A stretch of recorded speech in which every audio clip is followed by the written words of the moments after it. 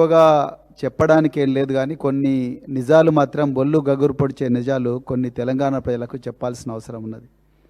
మొట్టమొదట ముఖ్యమంత్రి గారు ప్రగతి నివేదిక ప్రజాపాలన అన్న ఒక 99 రోజుల కార్యక్రమాన్ని చాలా ఎక్కువ ఖర్చుతో నిర్వహిస్తున్నారు.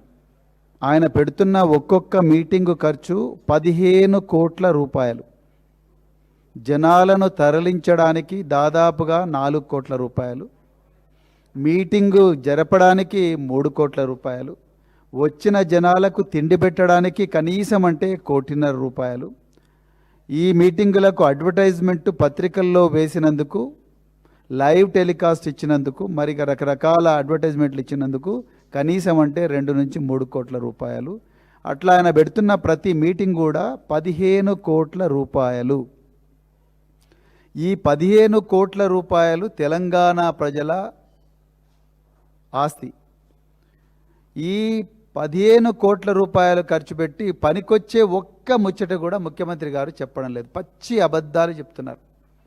పచ్చి అబద్ధాలు మాత్రమే చెప్పడం కాదు, తనతో పనిచేస్తున్న సహచరులను కూడా దెప్పి పొడుస్తూ ఉన్నారు.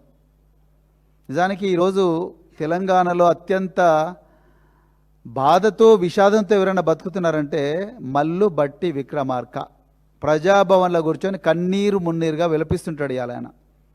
రేవంత్ రెడ్డి గారు మీరు ఏమన్నారు? ఆయన్ను గోషి కట్టుకొని గడ్డం పెట్టుకున్న వాళ్ళందరూ కూడా రాజశేఖర్ రెడ్డి కాలేరు అన్నారు.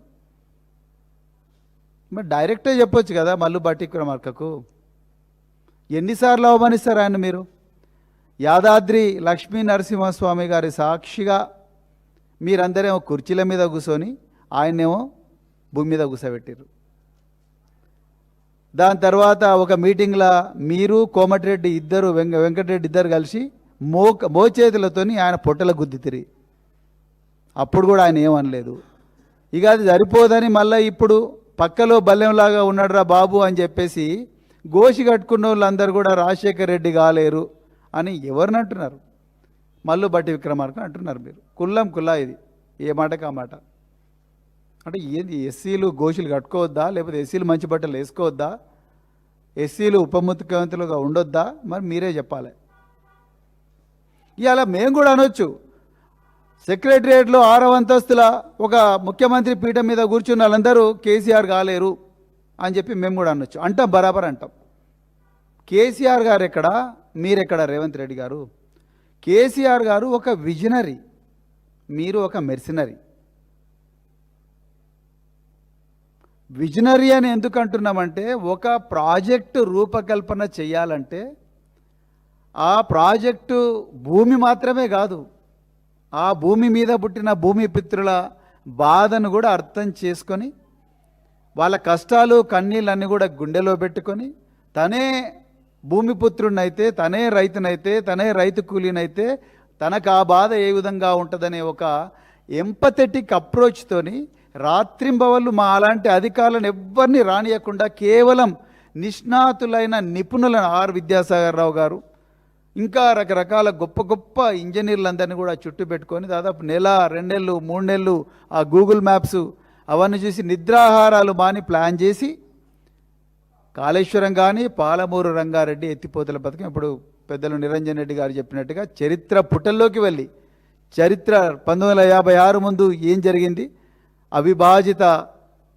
హైదరాబాద్ రాష్ట్రం, దాని తర్వాత ఏం జరిగింది, 1956 తర్వాత స్టేట్ రీఆర్గనైజేషన్ యాక్ట్లో మనకి ఎంత అన్యాయం జరిగింది, బచావత్ కానీ బ్రిజేష్ కుమార్ కానీ, వీటన్నిటినీ అర్థం చేసుకొని వచ్చి అప్పుడు ప్రజల ముందర డిస్కస్ చేసి అసెంబ్లీలో ప్రజెంటేషన్ ఇచ్చి దాని తర్వాతనే జీవోలు రిలీజ్ అయినాయి. రేవంత్ రెడ్డి గారు దయచేసి వినండి, మీరు ముఖ్యమంత్రి, మీకు 4 లక్షల జీతం వస్తున్నది, మీకు 9 వాహనాల బుల్లెట్ ప్రూఫ్ కాన్వాయ్ ఉన్నది, మిమ్మల్ని కాపాడడానికే 100 మంది పోలీస్ అధికారులు నిద్రాహారాలు మాని డ్యూటీలు చేస్తున్నారు.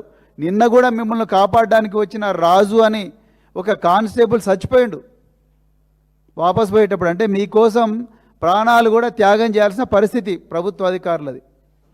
మరి అంత అద్భుతమైన రక్షణలో ఉన్న మీరు అబద్ధాలు మాట్లాడకూడదు ముఖ్యమంత్రి గారు, దయచేసి గుర్తుపెట్టుకోండి. ఓ పాలమూరు బిడ్డగా నేను కూడా పాలమూరు బిడ్డనే చెప్తున్నా.